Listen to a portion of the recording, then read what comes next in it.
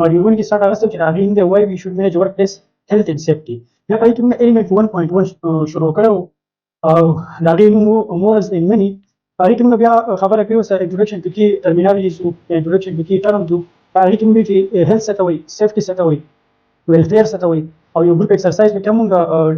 سره پای باندې ډسکشن کړو او دې له موږ دا ویل چې کلاین ستوي او سایت ستوي نو موږ خپله پای باندې کوشش کړو چې کنسپټ کلیر شي نن موږ لیکچر نمبر 6 ته او په لیکچر نمبر 6 کې موږ خبره کوو نن به موږ د دې خبره کوو چې بیریرز ټو ګډ سټانډرډز دي وای هیلث سیفټي ته ویلینګنس کول پکار دي دا غي 3 ریزنز دي مور ریزن سره او فاینانشل ریزن سره او